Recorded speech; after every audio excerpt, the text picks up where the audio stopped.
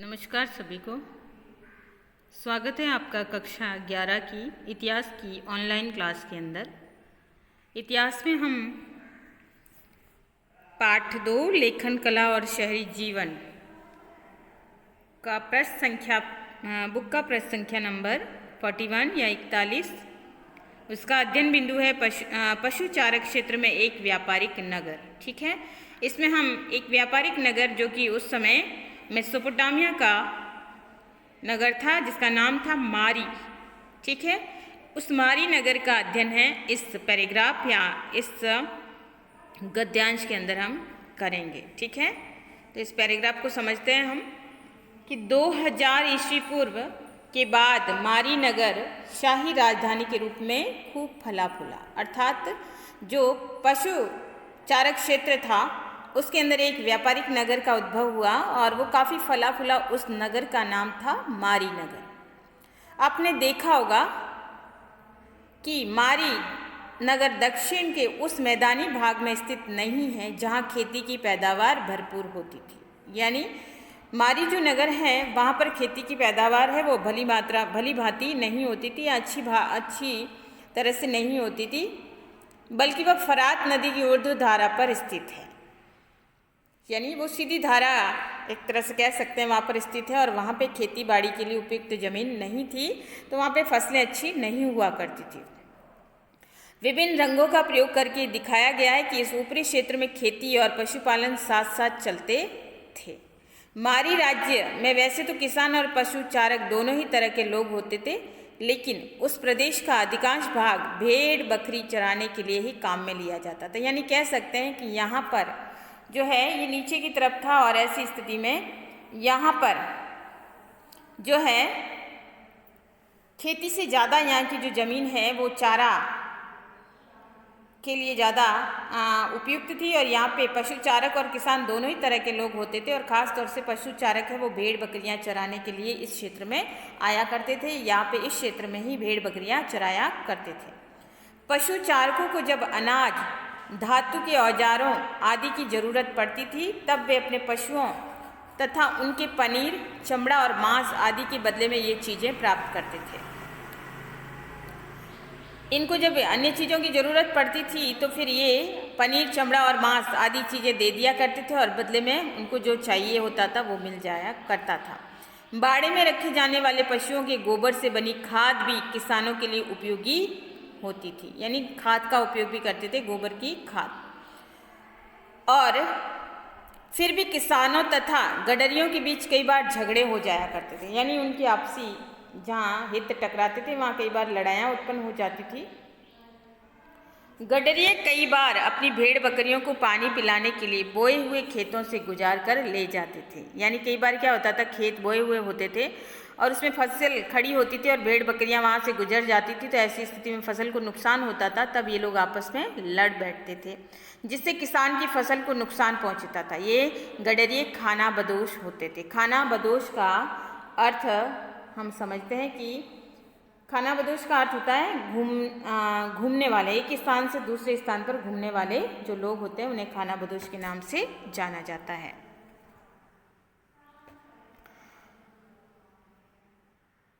ये कई बार किसानों के गांव पर हमला बोलकर उनका इकट्ठा किया हुआ माल भी लूट लिया करते थे। दूसरी तरफ कई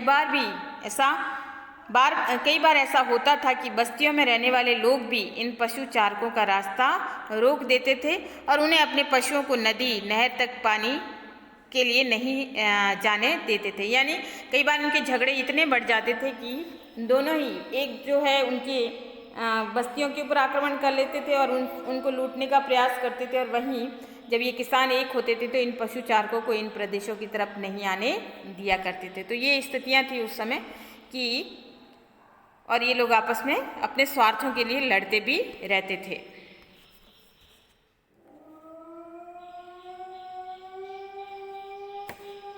मेसोपोटामिया के इतिहास पर नज़र डालें तो पता चलेगा कि वहाँ की कृषि से समृद्ध हुए मुख्य भूमि प्रदेश में यायावर समुदायों के झुंड पश्चिमी मरुस्थल से आते रहते थे। यहाँ पर एक शब्द आया है यायावर। यायावर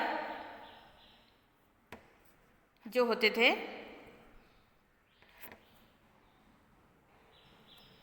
ये खानाबदोश लोग या एक स्थान से दूसरे स्थान पर घूमने वाले लोग हैं, उनको यायावर कहते हैं। तो ये अपने भेड़ बकरियों या पशुओं को लेकर एक स्थान से दूसरे स्थान पर आते रहते थे और मरुस्थल से आते थे, क्योंकि यहाँ पर उन्हें कोई खाने पीने की चीज़ें वगैरह मिल जाती थी या खेती बाड़ी या उपजाऊ क्षेत्र होने के कारण कई चीज़ें उपलब्ध हो जाती थी। ये गर्मियों में गडरिये अपने साथ इस उपजाऊ क्षेत्र के बोए हुए खेतों में अपनी भेड़ बकरियां लाते थे। ये समूह गडरिये फसल काटने वाले मजदूरों और भाड़े के सैनिकों के रूप में भी आते थे। मतलब ये फसल काटने वाले, जब यहाँ पे फसलें वगैरह हो जाती थी थोड़ी बहुत, तो यहाँ पर ये मजदूरों के रूप में भी आते थे और भाड़े के सैनिक कई बार ये आपस में लड़ते थे, तो यहाँ पे ग्रुप बाजियाँ भी होती थी, तो ऐसे में सैनिकों के रूप में भी आया करते थे। और वहीं मारी का जो है मारी नगर का शासक था जिमरिलिम, उसके यहाँ वो शासक था, तो उसके यहाँ नौकरी के लिए भी ये लोग आया करते थे। और बाद में धीरे धीरे ये समृद्ध हो जाते थे और फिर यहीं पे वो बच जाते थे। इनमें से कुछ ने तो अपना खुद का शासन स्थापित करने की शक्ति भी प्राप्त कर ली थी। ये गडरिये जो शुरू में यायावर थे, खानाबदोश थे, लेकिन धीरे धीरे यहाँ आकर बस गए और फिर ये शक्ति संपन्न हो गए। तो कईयों ने तो अपना शासन व्यवस्था भी स्थापित की, यानी शक्ति के आधार पे अपने अपने कबीले वगैरह भी स्थापित इन्होंने किए थे। ये खानाबदोश लोग अक्कदी, एमोराइट और सीरियाई कि ये खानाबदोश लोग अक्कदी, एमोराइट, सीरियाई और आर्मीनियन जाति के हुआ करते थे। मारी के राजा एमोराइट समुदाय के थे, ठीक है। उनकी पोशाक वहाँ के मूल निवासियों से भिन्न हुआ करती थी। उनके कपड़े या वस्त्र पहनने के ढंग भी अलग होते थे। उन्होंने मेसोपोटामिया के देवी देवताओं का आदर ही नहीं किया, बल्कि स्टेपी क्षेत्र के देवता ड्रैगन, ठीक है, डेगन नाम है, के लिए मारी नगर में एक विशाल मंदिर भी उन्होंने बनाया है एमोराइट शासकों के द्वारा। इस प्रकार मेसोपोटामिया का समाज वहाँ की संस्कृति भिन्न भिन्न समुदायों के लोगों और संस्कृतियों के लिए खुली थी। संभवतः विभिन्न जातियों और समुदाय के लोगों के परस्पर मिश्रण से ही वहाँ की सभ्यता में जीवन शक्ति उत्पन्न हो गई थी। कि ये मेसोपोटामिया कि जो निवासी थे, यहाँ पे विभिन्न बाहरी लोग भी आए, यायावर या खानाबदोश लोग, और फिर ये यहाँ पर बस गए, तो वो अपने साथ विभिन्न प्रकार का अपने अपने स्थानों की जो संस्कृति यहाँ पर लेके आए और फिर यहाँ पर विभिन्न संस्कृतियों का आदान प्रदान यहाँ हुआ। और इस प्रकार से यहाँ पे परस्पर लोगों का मिश्रण हुआ, संस्कृतियों का मिश्रण हुआ, और इस प्रकार से ये सभ्यता और अधिक फली और फैली, ठीक है। अगर हम देखें यहाँ पर शासक एमोराइट वंश का जो शासक था जिमरिलिम, उसका राजमहल यहाँ पे बताया गया है, जिसमें राजमहल को काफ़ी विशाल रूप से बताया गया कि किस प्रकार से उस राजमहल में राजा का सभागृह है, यहाँ पे आंगन था, भीतरी आंगन, यहाँ पे उसके जो है शाही निवास था, यहाँ पे मुख्य प्रवेश द्वार था, कुएं वगैरह हुआ करते थे। इसके साथ ही जो है यहाँ रसोई घर है और शौचालय, स्नान इत्यादि के भी अलग अलग कक्ष है वो बने हुए थे। इसके साथ ही यहाँ पर जो शासक है उसके जहाँ लिपिक कार्यालय, बेंच और मिट्टीदानों के साथ मिट्टीदानों की पट्टिकाएँ भी रखी गई। यहाँ पर मारी का जो शासक था जिमरिलिम, उसने अपने आगंतुकों के लिए या अतिथियों के लिए एक विशेष जो है कक्ष तैयार करवा रखा था। 132 नंबर जो पेज रूम होता था, कमरा, और उसके अंदर जो आगंतुक या बाहरी जो लोग आते थे वो यहाँ बैठते थे, उन अतिथि यहाँ रहते थे, और ये दीवारों के भित्ति चित्रों को देखकर वो काफ़ी प्रभावित होते थे।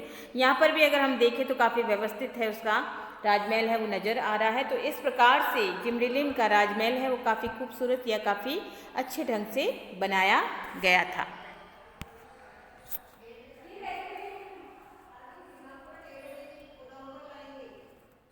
किंतु मारी के राजाओं को सदा सतर्क एवं सावधान रहना पड़ता था कि यहाँ पर कि जीवनी शक्ति उत्पन्न हो गई थी। यानी कहने का तात्पर्य कि विभिन्न जो है समुदाय या कबीले यहाँ पर रहने लगे थे और फिर यहाँ पर विभिन्न संस्कृतियों का मिश्रण भी हो गया था, लेकिन फिर भी यहाँ के शासकों को सतर्क और सावधान रहना पड़ता था।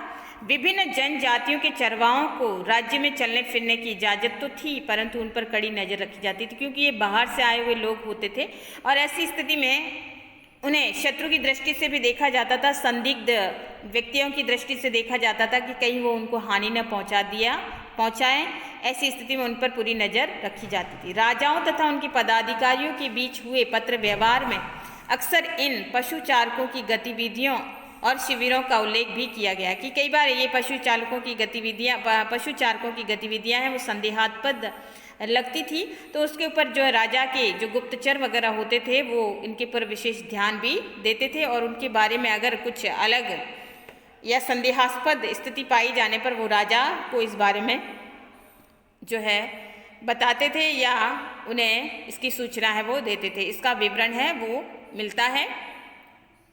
एक बार एक पदाधिकारी ने राजा को लिखा था कि उसने रात को बार बार आग से किए गए ऐसे संकेतों को देखा है जो एक शिविर से दूसरे शिविर भेजे गए थे, यानी शत्रुओं की गतिविधियां दिखी गई हैं जिसमें एक शिविर से दूसरे शिविर पर कोई ना कोई संदेश या आग के संकेत है, यानी रात्रि के समय में उजाले के लिए उसका प्रयोग किया गया होगा। तो उससे संदेह है कि कहीं किसी छापे या हमले की योजना तो नहीं बनाई जा रही है। तो इस प्रकार से वो गुप्तचर है वो इस तरह से ध्यान देते थे और अगर कोई ऐसी स्थितियाँ होती थी तो वो अपने शासक को अवगत भी इस बारे में कराते थे। मारी नगर एक अत्यंत, देखिए ये आपका इम्पोर्टेंट पॉइंट आ रहा है कि मारी नगर एक अत्यंत महत्वपूर्ण व्यापारिक स्थल था, इस स्थल पर स्थित था। यहाँ से होकर लकड़ी, तांबा, रांगा, तेल, मदिरा और आदि कई किस्म का माल नावों के जरिए फरात नदी के रास्ते दक्षिण और तुर्की, सीरिया, लेबनान के ऊंचे इलाकों के बीच ले जाया जाता था, यानी दूसरे जो राष्ट्रों की तरफ है वो व्यापार किया जाता था। मारी नगर व्यापार के बल पर समृद्ध हुए शहरी केंद्र का एक अच्छा उदाहरण कि मारी नगर है वो व्यापारी के बलबूते पर ही फला फूला और समृद्ध हुआ था। दक्षिणी नगरों को घिसाई पिसाई के पत्थर, चक्कियाँ, लकड़ी और शराब तथा तेल के पीपे ले जाने वाले जलपोत मारी में रुका करते थे, यानी जलपोत नदियाँ होने के कारण ये यहाँ पे जो सामान है वो नावों के माध्यम से या जलपोतों के माध्यम से एक स्थान से दूसरे स्थान पर ले जाया जाता था और यहाँ पर जलपोत रुका भी करते थे। उस पर लदे हुए सामान की जांच करते थे और जो जलपोत है वो इतने बड़े बनाए जाते थे कि एक नदी में 300 मदिरा के पीपे रखे जा सकते थे, यानी जलपोत के अंदर है वो 300 मदिरा के पीपे हैं वो भरे जा सकते थे।